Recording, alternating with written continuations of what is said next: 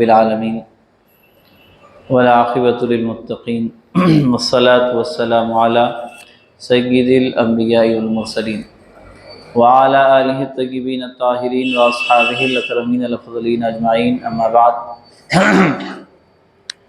فاعوذ باللہ من الشیطان الرجیم، بسم اللہ الرحمن الرحیم۔ ان اللہ وملائکتہ یصلون علی النبی یا ایہا الذین آمنوا صلوا علیہ وسلموا تسلیما۔ اللہم صلی علی سیدنا محمد وعلی آل سیدنا محمد وبارک وسلم۔ گزشتہ جمعہ وہ اذکار و اعمال یعنی وہ چیزیں جو نماز میں ادا کرنا سنت ہے، ان کی تفصیل بیان کی گئی۔ انشاءاللہ آج وہ چیزیں درس میں شامل کی جائیں گی جس کو نماز میں ادا کرنا مستحب ہے۔ مستحب کا مطلب جس کے کرنے سے نماز کا ثواب زیادہ ملے گا، نماز آپ کی بہتر ہوگی، اور اگر اس میں کوئی کوتاہی ہو جاتی ہے غلطی سے تو نماز ہو بھی جائے گی اور سجدہ سہو وغیرہ کرنے کی ضرورت نہیں پڑے گی۔ ان کو مستحب کہتے ہیں۔ پہلی جو چیز تھی وہ نماز کے فرائض، دوسری چیز نماز کے واجبات، تیسری چیز نماز کی سنتیں، چوتھی نماز کے مستحبات۔ یہ چار چیزیں جب پوری طرح صحیح طور پہ ادا ہوتی ہے، جب نماز حقیقت میں نماز کہلاتی ہے۔ اس میں اگر اونچ نیچ رہ جاتی ہے، کوتاہی ہوتی ہے، تو نماز تو ہوگی مگر مکمل نہیں ہوگی اور خوبصورتی اس میں پیدا نہیں ہوگی۔ مثال کے طور پہ آج ہر طرح سے گھر بنائے جاتے ہیں، مگر جو آرکیٹیکچر ڈیزائن کے اعتبار سے کتنا روم کتنے سائز کا ہے، ہر روم کو اتنے سائز کے بناتے ہیں، اندر جو چیز جہاں رکھنی ہوتی ہے وہاں رکھی جاتی ہے۔ اس گھر کی تعمیر آپ جا کر دیکھیں، اندر جانے کے بعد طبیعت خوش ہو جائے گی۔ بغیر انجینئروں کے بتائے آپ اپنے طریقے سے بھی گھر بنا سکتے ہیں، وہ گھر تو سب کہیں گے مگر اس میں خوبصورتی نہیں رہے گی۔ تو جب جو چیز جس طرح جہاں ہونی ہے اس طرح ہو تو تب وہ خوبصورتی اس میں پیدا ہوتی ہے۔ تو اسی طرح نماز میں سمجھانے کے لیے مثال دے رہا ہوں، نماز بھی جب یہ فرائض، واجبات، سنت اور مستحبات، یہ ساری چیزیں جو جب جس طرح جیسے ادا کرنا ہے ویسے ہم ادا کریں گے تو ہماری نماز بھی قبول ہوگی اور خوبصورتی اس میں پیدا ہوگی۔ ہم ہر چیز میں آج خوبصورتی چاہتے ہیں، اچھے سے اچھا خریدنا چاہتے ہیں، اچھے سے اچھی چیز اپنے پاس رکھنا چاہتے ہیں۔ تو اس طرح ہمارا یہ ذوق ہو، ہم میں یہ خواہش ہو کہ ہماری نماز بھی ایسی ہو کہ وہ اللہ کے نزدیک قبول ہو جائے۔ اس کو سمجھنے کے لیے آخری جو چیز ہے وہ مستحبات ہیں، پھر اس کے بعد نماز کے مفسدات یعنی وہ چیزیں جس کے کرنے سے نماز ٹوٹ جاتی ہے۔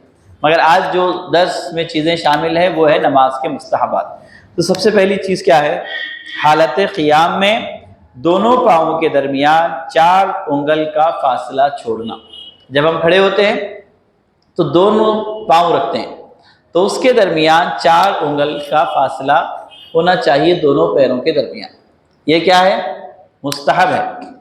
اگر کوئی پیر ملا کے بھی رکھے یا تھوڑا زیادہ دور رکھے تو اس میں لڑائی جھگڑنے کی بات نہیں ہے، نہ تنقید کرنے کی ضرورت ہے، بلکہ 4 انگل کے فاصلے پر کھڑا ہونا یہ مستحب عمل ہے، اس کو کرنا بہتر ہے۔ دوسری چیز، حالت قیام میں نظر سجدے کی جگہ رکھنا چاہیے۔ جب ہم کھڑے ہوتے ہیں تو ہماری نگاہ کہاں ہونی چاہیے؟ جہاں پر ہم سجدہ کرتے ہیں۔ اکثر لوگوں کو یہ دیکھا جاتا ہے حالت قیام میں ہوتے ہیں، سامنے گزرنے والے کو دیکھتے ہیں، بعض وقت گھڑی کی طرف دیکھتے ہیں، بعض وقت آزو بازو کیا ہوتا ہے سب دیکھ لیتے ہیں۔ یہ آداب کے خلاف ہے، مستحب نہیں ہے یہ ایسا کرنا۔ مستحب کیا ہے؟ ہماری نگاہ سجدے کی جگہ کہ لاپرواہی اور کوتاہی اس میں نہیں ہونی چاہیے. ہم کھڑے ہوئے ہیں اللہ کی بارگاہ میں تو ہمیں یہ خیال ہمیں ہونا چاہیے. حدیث شریف میں کیا ہے؟ وَاعْبُدْ رَبَّكَ كَأَنَّكَ تَرَاهُ فَإِن لَّمْ تَكُن تَرَاهُ فَإِنَّهُ يَرَاكَ. تم عبادت اس طرح کرو گویا تم اللہ کو دیکھ رہے ہو. اور اللہ بندے سے کب زیادہ قریب، بندہ جب اللہ سے کب زیادہ قریب ہوتا ہے؟ حالت سجدہ میں. اور سجدے کی جگہ پہ نظر رکھنے سے یہ ادب کا سلیقہ ہے، ادب عاجزی کا اظہار ہے. اللہ کی بارگاہ میں کھڑے ہیں تو ہم کو بالکل نظر نیچی جھکائے کھڑے ہیں. ہم کسی معزز آدمی کے پاس جاتے ہیں تو ہاتھ بن کے بالکل عزت سے ادب سے کھڑے ہوتے ہیں، اور ایسی کوئی حرکت نہیں کرتے جس سے وہ ناراض ہو جائے، یا پھر ایسی کوئی حرکت نہیں کرتے جس کی وجہ سے وہ ہم کو بے ادب سمجھے. تو یہ تو اللہ کا گھر ہے، ہم حالت قیام میں ہیں، ہماری نگاہ ادھر ادھر ہے. تو یہ اگرچہ کہ نگاہ سامنے رکھنا مستحب ہے، مگر نگاہ ادھر ادھر رکھنے سے آپ کی توجہ ہٹ جاتی ہے، نماز کا جو حقیقی فائدہ ہے اس سے آپ محروم رہ جاتے ہیں. تو حالت قیام میں نگاہ کہاں ہونی چاہیے؟ سجدہ کرنے کی جگہ. پھر اس کے بعد حالت رکوع میں نگاہ کہاں ہونی چاہیے؟ دونوں قدموں کے بیچ میں. حالت رکوع میں نگاہ کہاں ہونی چاہیے؟ دونوں قدموں کے بیچ میں. اسی طرح جب ہم سجدے میں رہیں تو ہماری نگاہ ناک پر ہونی چاہیے. اور سجدے کے ضمن میں نے ایک بات کہی تھی، جب سجدے میں سر کو رکھیں، ناک کے یہ جو سخت حصہ ہے اس کو رکھنا ہے اور پیشانی کو رکھنا ہے، اور نگاہ کہاں رکھنا ہے؟ ناک پر. یہ کیا ہے؟ مستحب عمل ہے. خود میں گود میں، یعنی جب قاعدے میں بیٹھتے ہیں تو ہماری نگاہ بیچ میں ہونی چاہیے، جس کو گود کہتے ہیں، گود میں ہونی چاہیے. حالت قیام میں بھی حالت قعود میں، قاعدے میں نگاہ ادھر ادھر نہیں ہونی چاہیے، گود میں ہونی چاہیے. پھر جب پہلا سلام پھیریں السلام علیکم ورحمۃ اللہ، تو نگاہ کہاں رکھنا ہے؟ سیدھے کاندھے کی طرف. اسی طرح دوسرے سلام پر نگاہ کہاں ہونی چاہیے؟ بائیں الٹے کاندھے کی طرف. اس کے بعد ہاتھوں کی انگلیوں کو رکوع میں کشادہ رکھنا ہے. جب رکوع میں جائیں تو ہاتھ کھول کے اس طرح پکڑیں گھٹنے کو، یہ مستحب عمل ہے. سجدے میں جب جائیں تو انگلیاں ملی ہوئی ہو، جب ایسے رکھیں تو انگلیاں ایسا کھلی نہ رکھیں بلکہ اس طرح ملا کر رکھیں. حالت سجدہ میں انگلیوں کو ملا کر رکھنا یہ مستحب عمل ہے. جلسہ اور قعود میں اپنی حالت پر رکھنا. جلسہ کس کو کہتے ہیں؟ ایک سجدے سے اٹھ کر دوسرے سجدے میں جانے سے پہلے جو بیٹھتے ہیں اس کو کیا کہتے ہیں؟ جلسہ کہتے ہیں. تو اس میں جب ہم بیٹھیں تو ہماری انگلیاں اپنی حالت پہ چھوڑ دینا، نارمل جس طرح بھی ہو. سجدے میں ملا کر رکھنا ہے، گھٹنے رکوع میں گھٹنے کو پکڑ کے کشادہ رکھنا ہے، اور جلسہ اور قعود میں قاعدے میں اپنی حالت پر اس کو چھوڑ دینا ہے. اسی طرح رکوع میں سر اور پیٹھ اور سرین کا برابر رکھنا چاہیے.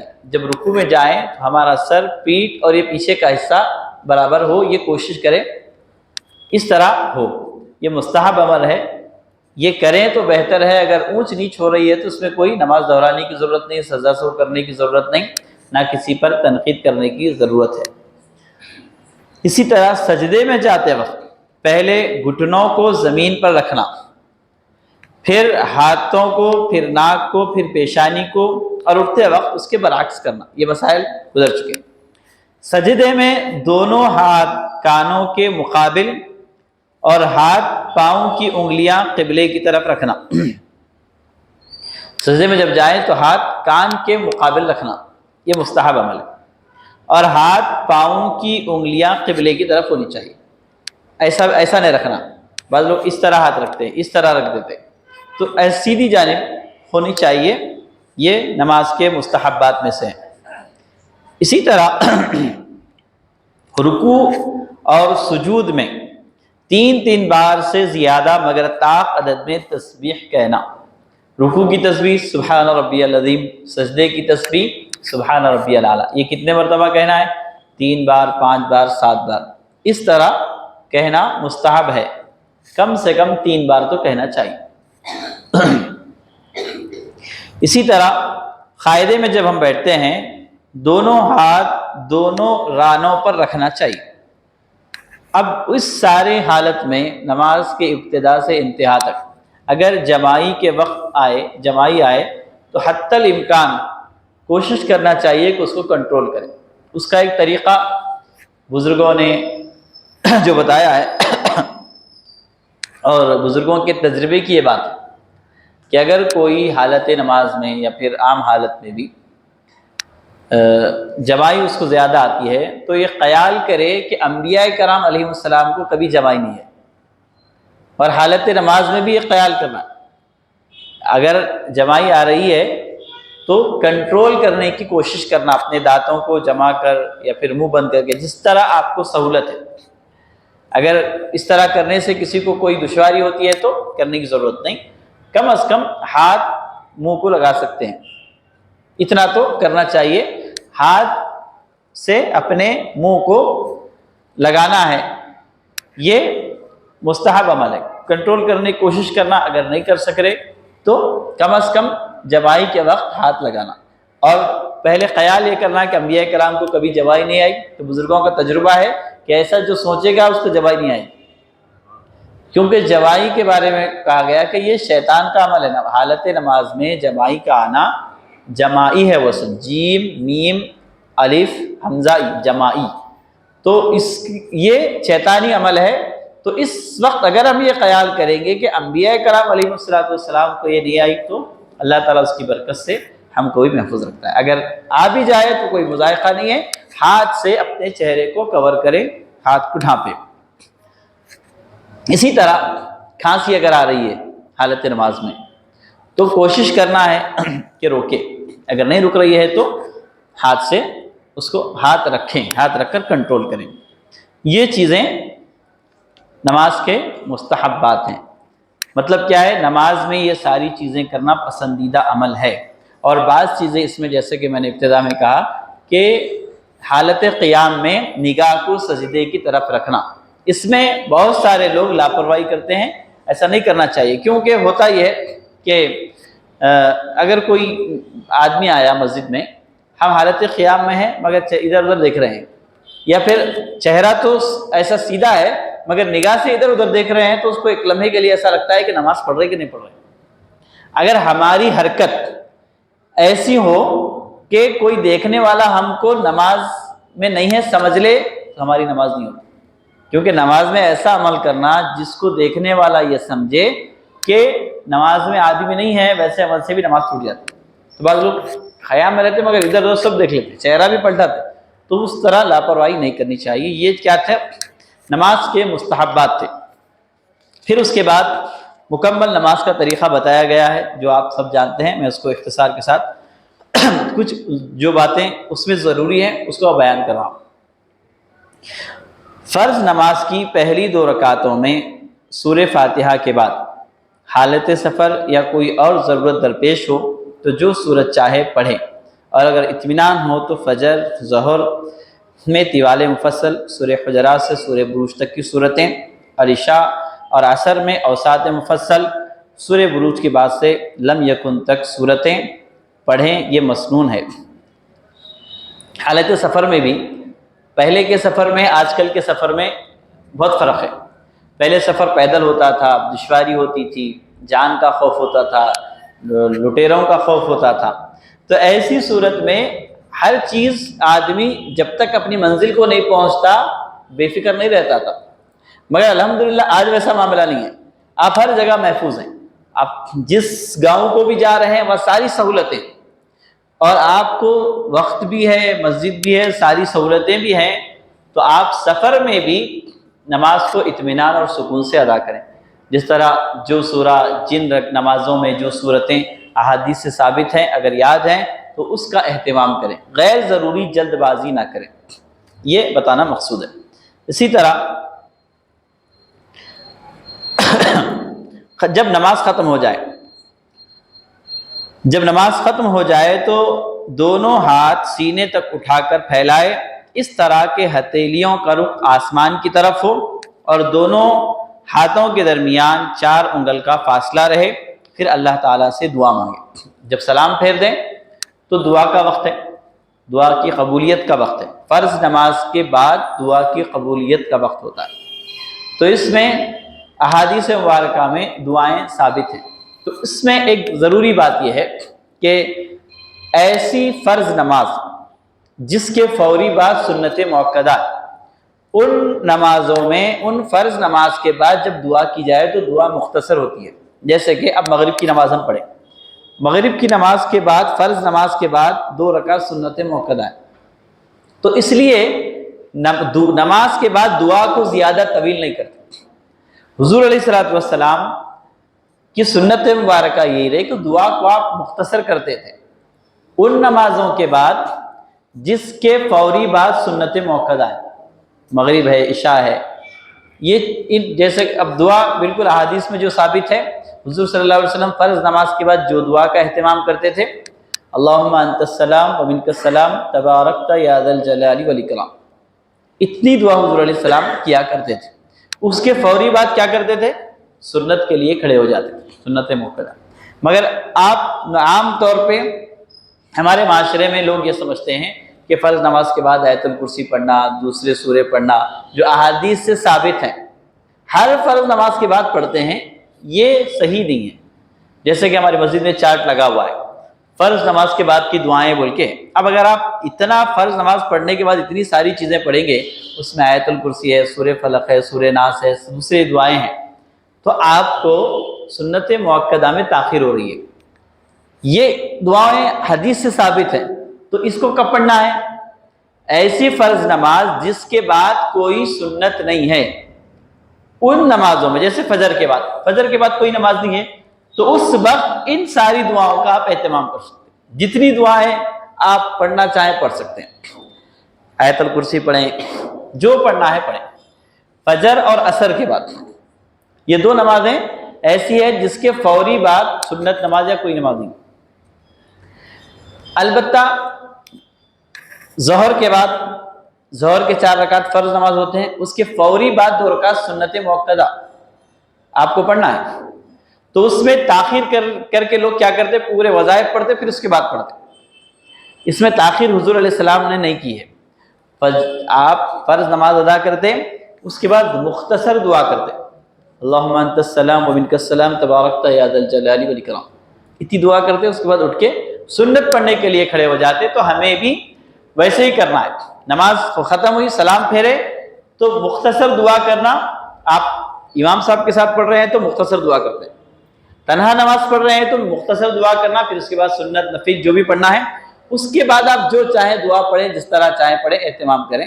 یہ دعاؤں کا اہتمام ہے۔ اور اس کے علاوہ بھی دعا کے حوالے سے بات آئی تو حضور علیہ الصلوۃ والسلام سے صبح شام پڑھنے کی دعائیں ہیں اور اس کی خاص برکتیں، اور ان دعاؤں کا اگر احاطہ کیا جائے تو اس میں کیا ہے؟ ایسے کلمات ہیں جس میں اللہ تعالیٰ کی حمد و ثنا اور اللہ تعالیٰ کی تعریف ہے، اور ایسی دعائیں جس سے پڑھنے سے بندہ صبح سے شام تک کی بلاؤں سے محفوظ رہتا ہے۔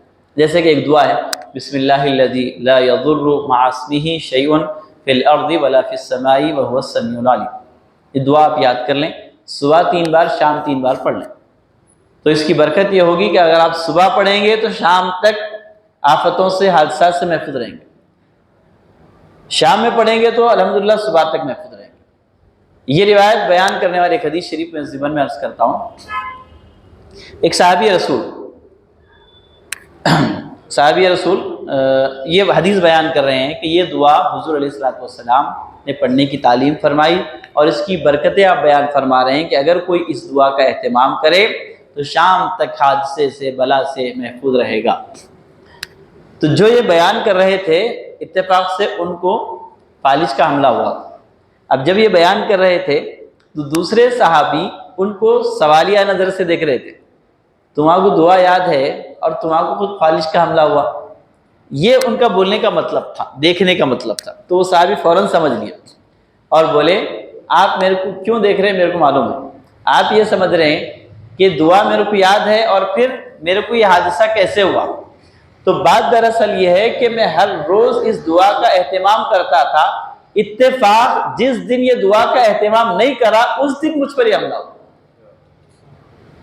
تو اس کی برکت سے دیکھیے وہ بتا رہے ہیں ہر دن میں پڑھتا تھا تو اس کی برکت سے ہر دن محفوظ رہتا تھا. تو اتفاق سے جس دن چھوٹ گئی اس دن یہ معاملہ ہوا. اور حضور علیہ السلام فرمانے کے بعد شک کی گنجائش ہی نہیں.